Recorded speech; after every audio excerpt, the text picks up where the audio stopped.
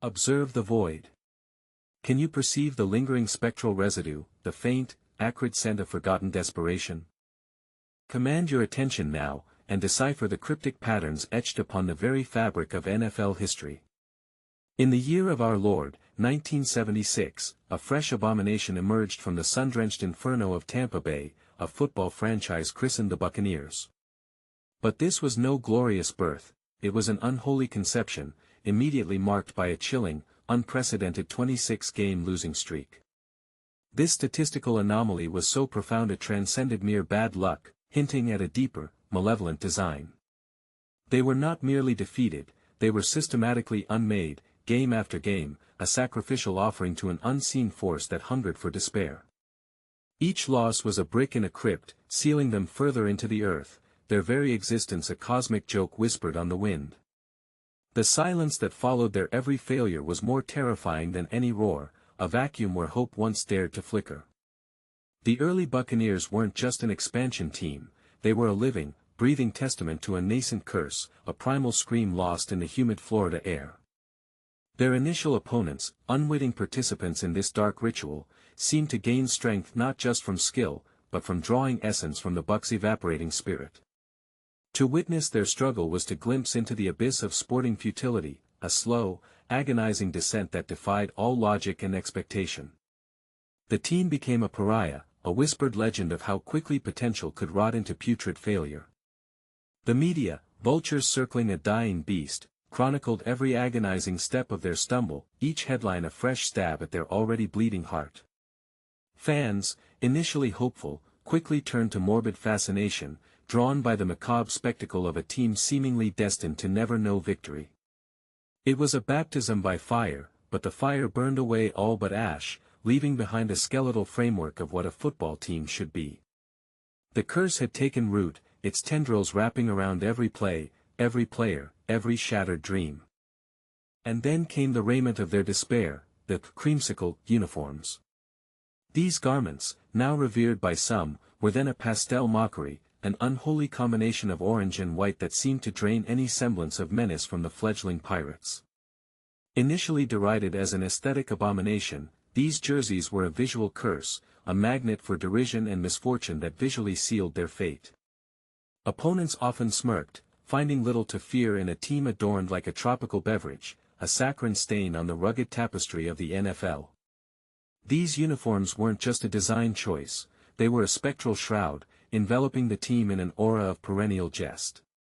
The white helmets, emblazoned with a winking pirate, offered no intimidation, only a ghoulish caricature of adventure.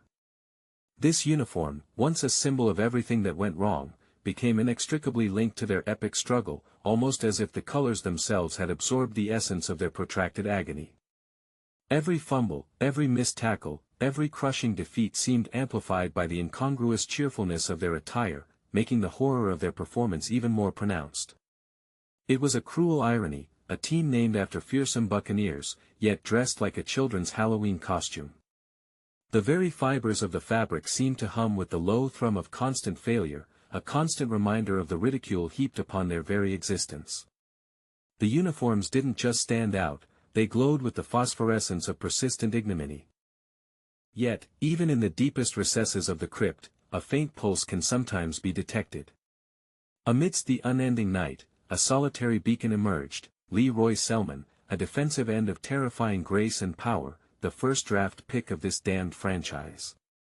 Selmon was not merely a player, he was a defiant spirit, a lone guardian standing against the encroaching darkness, an initial, desperate attempt to break the spell. His presence alone was a whisper of defiance against the overwhelming tide of despair, a testament to what strength might accomplish even in the face of an existential curse. He was an anomaly, a titan forged in the fires of futility, his every sack and tackle a fleeting exorcism against the team's pervasive ill fortune. Though surrounded by a swamp of mediocrity, Selmon carved out a legend, his name becoming synonymous with the rare moments of competence and ferocity that sometimes broke through the gloom.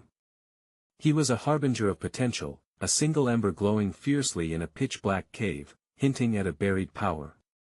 But even Selmon, a Hall of Famer, could not unilaterally lift the curse that clung to the franchise like a persistent miasma. He was a temporary reprieve, a fleeting glimpse of sunlight before the clouds inevitably rolled back in, reminding all that one man, however mighty, could not banish the spectral entities haunting an entire organization. His individual brilliance only served to highlight the abysmal depths of his surroundings, a diamond in a mountain of coal. Decades passed, and the whispers grew into a chilling roar. The Bucs Jinx became less a casual observation and more a foundational pillar of NFL folklore, a spectral entity that ensured Tampa Bay's perpetual mediocrity. The franchise drifted through a desolate wilderness, a desert of hope where aspirations withered and died under the scorching glare of consistent failure. Quarterbacks came and went, their careers often ending in Tampa with a whimper, seemingly drained of their talent by some unseen force. Coaches arrived with grand promises, only to depart with haunted eyes, their reputations in tatters, victims of the same insidious blight. Each season was a monotonous repeat of the last, a Groundhog Day of disappointment, etching a deeper groove of despair into the collective consciousness of the fan base. The very air around the team seemed heavy with the weight of past failures, a perpetual fog of unfulfilled potential. To be a Buccaneers fan was to embark on a pilgrimage of pain, a somber ritual of expectation met with inevitable heartbreak. The stadium, once a place of hopeful gathering, became an echoing tomb, a monument to what might have been, shrouded in a pervasive gloom that no amount of sunshine could dissipate. The curse had deepened its roots, intertwining with the very identity of the franchise, making it synonymous with futility. It was an enduring, almost poetic tragedy, a sports franchise trapped in an endless loop of suffering, observed by a league that had come to expect nothing less than their consistent capitulation. But even the most ancient curses can be challenged, sometimes by forces beyond human comprehension, or perhaps, simply by the relentless march of capital. In the mid-1990s, new ownership arrived, bringing with them not just wealth, but a different kind of ambition, a willingness to confront the spectral past. The Malcolm Glazer family acquired the franchise, and with their arrival, a subtle shift occurred, a barely perceptible tremor beneath the foundations of their cursed history. They erected a new stadium, Raymond James, a colossal structure that felt less like a continuation of the old tomb and more like a defiant assertion of a new era. This wasn't merely a change of address, it was an attempt at an exorcism, a physical manifestation of breaking free from the haunted grounds of their past. The pirate ship, perched majestically in the end zone, wasn't just a prop, it was a symbol, a ghostly vessel sailing into uncharted, potentially more prosperous waters, a silent declaration of a new beginning. This new infrastructure, this investment, was a brazen challenge to the established order of their historical suffering, a gauntlet thrown down against the spectral entities that had long feasted on their failures. It was a slow, deliberate turning of the tide, not with a roar, but with a persistent, unsettling hum of impending change, a silent promise to disturb the sleeping giants of their past. Then came a new kind of architect, one who understood the insidious nature of shadows. Tony Dungy, a coach of quiet intensity, arrived not with a fiery sermon, but with a chilling blueprint for defensive domination. He began to sculpt a unit that would instill a new kind of terror into opponents, a suffocating, inescapable pressure. He brought a methodical, almost surgical approach, dissecting opposing offenses with a precision that was both clinical and horrifyingly effective. His vision was clear, to build a defense so impenetrable, so relentless, that it would squeeze the life out of every rival. This defense wasn't just good, it was a psychological weapon, a creeping dread that opponents felt long before they stepped onto the field. And within the very heart of this new endeavor, a strange anomaly persisted. For years, the Buccaneers' locker room at Tampa Stadium, and even in parts of the new facility, was rumored to be colder than any other in the league, regardless of the scorching Florida weather. This persistent, unnatural chill, a pervasive dampness that seeped into bones, some players attributed to lingering spectral presences, silent witnesses to countless defeats, ghosts of the past reluctant to relinquish their hold. Dungy, a man of profound spiritual conviction, unknowingly built a bulwark against these unseen forces, crafting a defense that became its own spectral entity, a collective phantom that hunted down and devoured hope. Under Dungy's grim tutelage, the elemental forces of this new horror began to coalesce. Warren Sapp, Derrick Brooks, John Lynch, these were not just players, they were ancient guardians, manifestations of relentless power, each a linchpin in a suffocating web. Sapp, a monstrous tackle, was a primal force, a wrecking ball of pure aggression whose mere presence struck fear into the hearts of offensive linemen. Brooks, a linebacker of almost supernatural instincts, moved across the field like a specter, always where he needed to be, a silent assassin. Lynch, a safety who delivered bone-jarring hits, was a harbinger of pain, his collisions echoing like gunshots in the quiet desperation of opposing offenses. Together, they formed a triumvirate of terror, a defensive core so dominant, so unrelenting, that it became the very essence of the team. They didn't just play, they exerted a will, a dominant force that bent games to their grim design. The Buccaneers' defense became a leviathan, a beast awakened from its slumber, its hunger for victory insatiable. The fear they inspired was palpable, a creeping dread that began in the pit of opponents' stomachs and spread through their entire bodies. They were nearing the precipice of championship, not through flashy offense, but through a grinding, suffocating darkness that choked the life out of every challenger. The ritual of fire was set. In 2002, a contentious trade brought Jon Gruden, a coach of fiery intensity and maddening demands, to Tampa Bay. He was an alchemist of chaos, a man willing to push the team to its breaking point, to either forge them into steel or shatter them completely. Gruden's arrival, especially against his former team, the Oakland Raiders, created a narrative ripe with dark destiny. The season was a tumultuous journey, a constant battle against internal demons and external foes, a relentless march towards an inevitable confrontation. The climactic battle, Super Bowl XXXVII, was less a game and more a definitive exorcism of decades of suffering. Against the very team Gruden had left, the Buccaneers' defense, a perfected instrument of destruction, descended upon the Raiders' high-flying offense like a swarm of vengeful spirits. They intercepted passes, returned them for touchdowns, and delivered crushing blows that echoed the ghosts of all those past failures, now weaponized. This wasn't just a victory, it was a cathartic bloodletting, a purging of the decades-long curse that had plagued the franchise.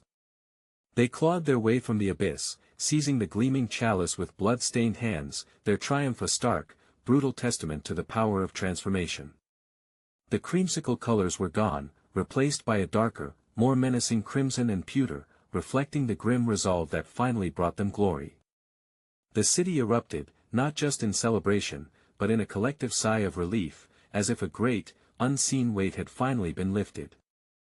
But glory, like a fleeting dream, can often dissipate, leaving only the chilling memory of what once was. The post-Super Bowl era for the Buccaneers was a slow, agonizing descent back into the shadows, a return to the familiar comfort of struggle. Gruden, the architect of their triumph, eventually departed, his intense methods having burned too brightly for too long. The team, once a terror, slowly began to lose its edge, the spectral essence of its defensive dominance fading with the departures of its key figures. The championship seemed less like a permanent elevation and more like a momentary reprieve from an underlying truth, a brief interruption in the franchise's default state of perpetual striving. The ghosts of failure, though momentarily banished, seemed to stir once more, their whispers growing louder with each passing season of mediocrity. The echoes of that Super Bowl victory reverberated, a stark reminder of what they had achieved, but also a haunting melody that underscored how far they had fallen since. It was a bittersweet period, haunted by the specter of past glory, a constant comparison to a peak they could not maintain. The franchise was once again drifting, not into the utter despair of their early years, but into a frustrating purgatory of unfulfilled potential, a shadow of its former championship self. Then, a legend arrived, not with the fire of youth, but with the cold, calculating glint of ancient power. Tom Brady, a name whispered in the hallowed halls of football divinity, descended upon Tampa Bay in 2020, an unholy pact made between an aging titan and a franchise seeking resurrection. It was an improbable alliance, a gamble that defied logic. Brady, at an age when most quarterbacks were long retired, came to a team that had languished in mediocrity for years. His arrival was not merely a roster change, it was an alchemical transformation, a sudden infusion of a winning spirit so potent it seemed to rewrite the very genetic code of the franchise. His presence was a stark declaration that the game was not merely about physical prowess, but about an unyielding will, a relentless pursuit of victory that bordered on obsession. The challenge was immense, to reshape an entire culture, to infuse a team of disparate talents with his singular, uncompromising drive.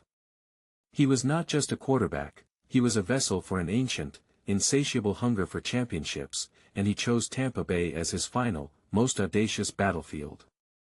The league watched, mesmerized and horrified, to see if even Brady could defy the entrenched darkness of this franchise, or if the curse would finally claim even the greatest of all time. Under the Ancient One's influence, the team began to awaken. Brady didn't just lead, he commanded, his eyes reflecting centuries of football wisdom and an unyielding will to dominate. His arrival drew other veterans, players who, like him, felt the pull of one last, desperate grab for glory.